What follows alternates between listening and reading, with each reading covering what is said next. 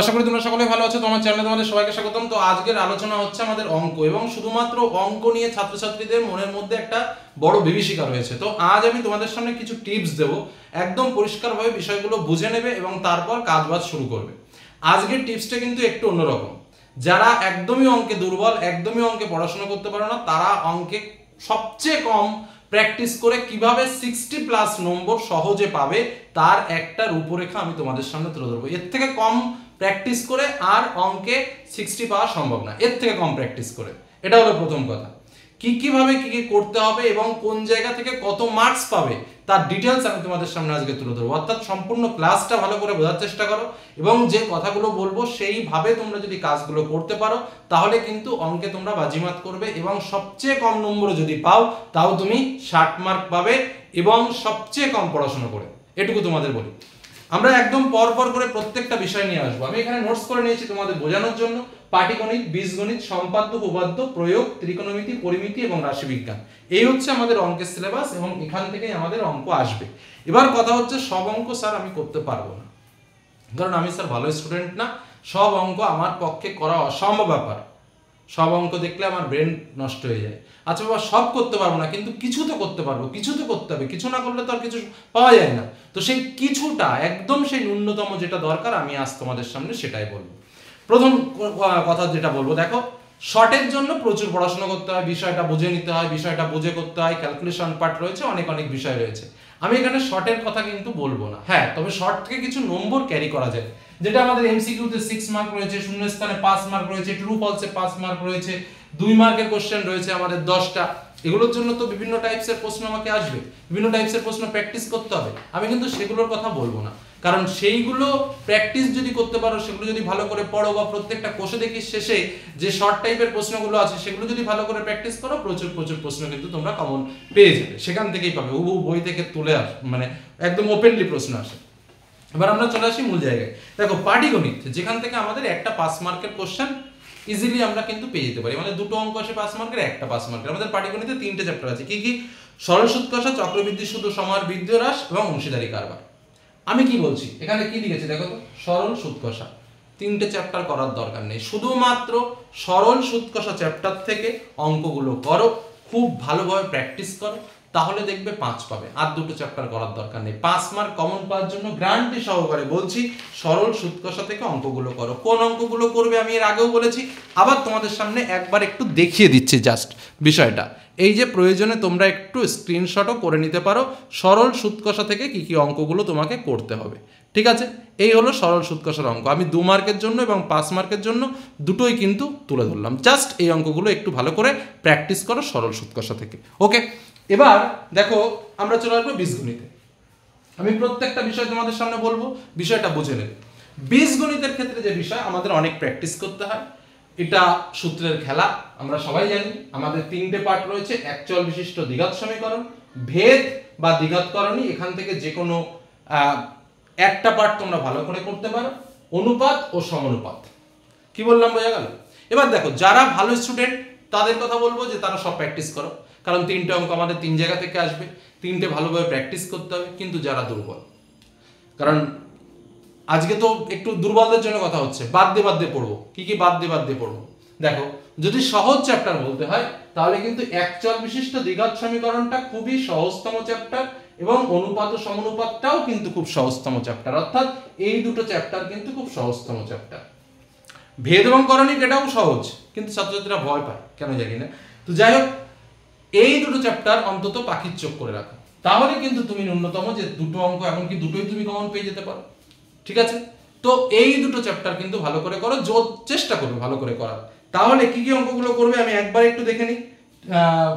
তোমার একচল বিশিষ্ট দ্বিঘাত সমীকরণ, অনুপাত ও সমানুপাত। হ্যাঁ, তবে একটা বিষয় বলি, ভেদ এবং করণীটা কিন্তু খুব কমন পাওয়া যায়, অল্প প্র্যাকটিস করে কমন পাওয়া যায়। আমি 3টেরই তোমাদের সামনে প্রশ্নগুলো একবার একটু দেখিয়ে দিই। দেখো, একচল বিশিষ্ট দ্বিঘাত সমীকরণ থেকে আমি কয়েকটা অঙ্ক তুলে ধরেছি, এই কয়টা অঙ্ক প্রয়োজনে স্ক্রিনশট করে নাও।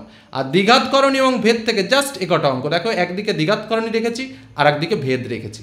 ঠিক আছে, এইগুলো যদি একটু প্র্যাকটিস করো তাহলেই কিন্তু হয়ে যায়। তুলনামূলকভাবে অনুপাত সমানুপাত থেকে কিন্তু আমাদের একটু বেশি প্র্যাকটিস করতে হয়। আর আমি কিন্তু 2 মার্কের প্রশ্ন এবং 3 মার্কের কোশ্চেন সবই কিন্তু এখানে তুলে ধরেছি।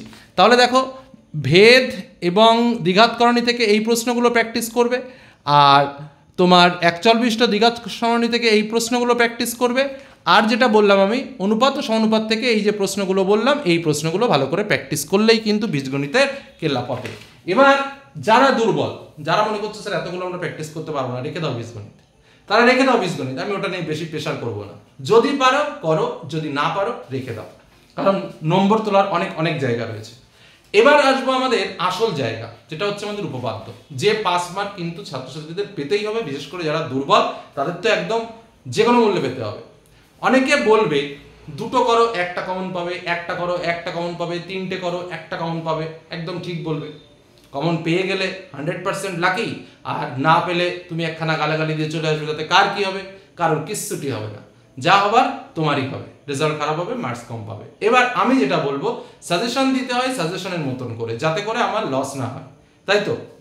এবার দেখো পরীক্ষাতে কি আসবে, পরীক্ষাতে দুটো উপপাদ্য আসবে, একটা উপপাদ্য করতে হবে। আমি দেখো এখানে 3টা সেক্টর করে দিয়েছি, 32 33 34 35 37 40 41 42, 1 2 3, 3টে সেক্টর করেছি। এর মধ্যেই দুটো উপপাদ্য আসবে, কথাটা ভালোভাবে বুঝবে। তোমাকে কি করতে হবে, যে কোনো দুটো সেট, তুমি এটা আর এটা করতে পারো, এটা এটা করতে পারো, বা এটা এটা করতে পারো, এটা এটা করতে পারো, যে কোনো দুটো, মানে এখান থেকে দেখো মোট 5টা বা 6টা উপপাদ্য তোমাকে পড়বে। ধরো তুমি 32 33 34 35 37 করতেই পারো। তুমি মনে করলে আমি 32 33 করবো, 40 41 42 করবো, করতেই পারো। আর যদি সব কটা করো তাহলে দুটোই কমন পাবে, আমার সব করার দরকার নেই। যে কোনো দুটো সেট, এইটা এটা এটা 3টের মধ্যে যে কোনো দুটো সেট কমপ্লিট করো, একটা কমন পাও, 5 মার্ক।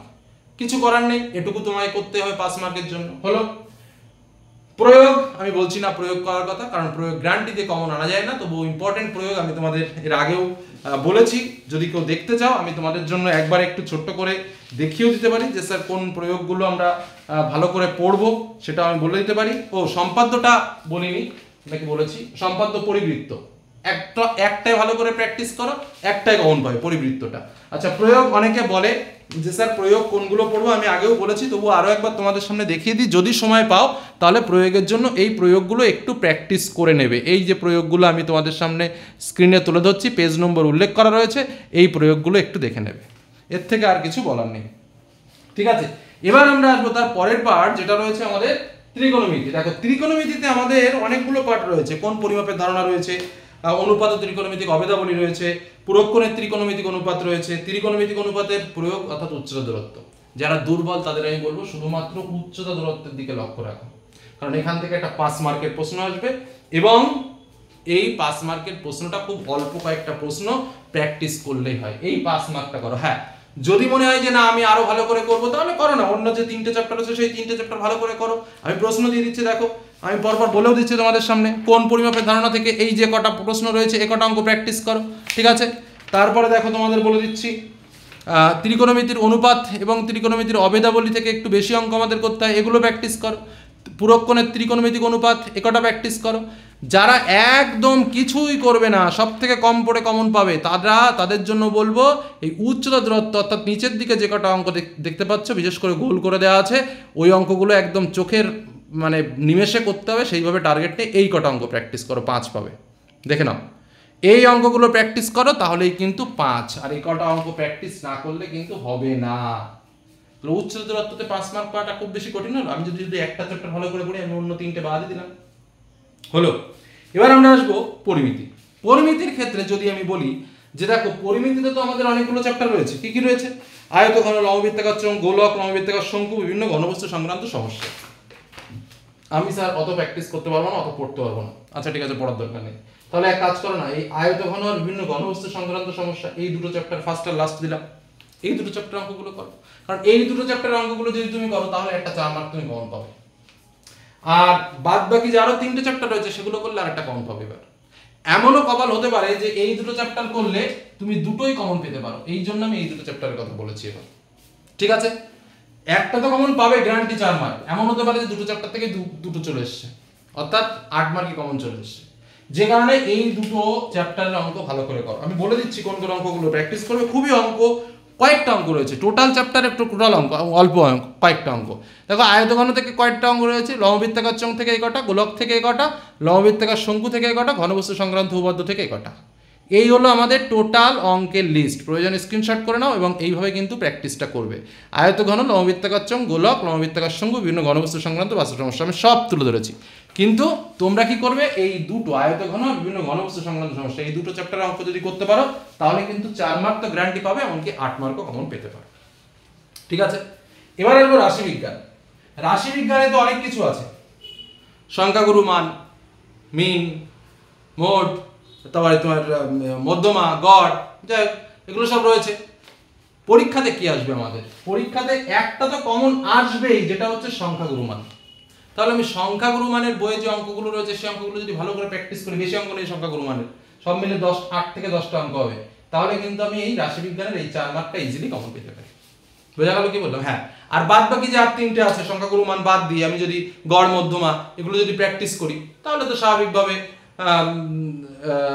গড়, মধ্যমা, রোজাই এগুলো যদি প্র্যাকটিস করি তাহলে তো আরো একটা আমি কমন পাবোই। কিন্তু সংখ্যাগুরু মানটা এমন যেটা কিন্তু আমার পরীক্ষাতে আমি কমন পাবোই পাবো।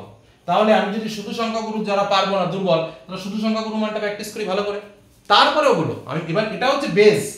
এই বেসটা হচ্ছে যারা দুর্বল তাদের জন্য। দেখো রাশিবিজ্ঞানে 4টে চ্যাপ্টার 3টে কমিয়ে দিলাম, একটা চ্যাপ্টার ভালো করে পড়ো। পাটিগণিতে 3টে চ্যাপ্টার 2টো কমিয়ে দিলাম, একটা চ্যাপ্টার ভালো করে পড়ো। বীজগণিতে এতগুলো চ্যাপ্টার বললাম না, একটা অংশ ভালো করে পড়ো। পরিমিতিতে বললাম একটা অংশ ভালো করে পড়ো 5টার মধ্যে। তাহলে কি হচ্ছে, সব 5টার মধ্যে একটা, 5টার মধ্যে একটা, এরকম করে আমি চ্যাপ্টার কমিয়ে দিলাম। এর থেকে আর শর্ট করা যাবে না, এই হলো মূল কথা। এবার ভাবছো যে স্যার এটুকু করলে আমরা কত পেতে পারি? পরিমিতিতে 5 মার্ক পাবে, বীজগণিতে 3টের থেকে আমি 9 মার্ক, আমি 6 মার্ক ধরেছি, দুটো তো কমন পাবোই। আচ্ছা, উপপাদ্যতে 5 তো পাবোই, উচ্চতা দূরত্বতে 5 পাবো, আয়ত বিভিন্ন ঘনবস্তু সংক্রান্ত এখানে 8ও পেতে পারি, আমি তাও 4 ধরেছি। আর রাশিবিজ্ঞানের যে সংখ্যাগুরু মানটা আমরা তো পাবোই, এটা আমরা 4 ধরলাম। এটাকুই যদি আমরা ধরি তাও আমাদের মার্কস হয় 40। 5, 6, 5, এদিকে তোমার ধরেছি 5, এদিকে ধরেছি 5, প্রয়োগ ধরিনি কিন্তু তার মধ্যে, পরিমিতি ধরেছি 4, সংখ্যাগুরু মান ধরেছি 4, মানে যেগুলো একদম হাতের মার্কস, যে মার্কসগুলো আমরা একদম সহজ ব্যবস্থায় পাবো। স্বাভাবিকভাবে এমসিকিউ রয়েছে 6টা, মোটামুটি করতে পারলে 3, 6, 6 পাবে, আশা করি বেশি পাবে। আমি ধরেছি কম করে হলেও 3 পাবে। শূন্য স্থান কষে দেখি শেষে যে প্র্যাকটিসগুলো রয়েছে না, সেগুলো একটু করে যাবে, ওখান থেকে একদম হুবহু কমন চলে আসে। ট্রু ফলস আন্দাজে করলেও 3টে মানুষের ঠিক হয়। 2 মার্কের কোশ্চেন যদি 2টো বা 3টে করতে পারো, আমি যে সাজেশনগুলো দিয়েছি তার মধ্যে কিন্তু 2 মার্কের কোশ্চেনও আছে, দেখবে।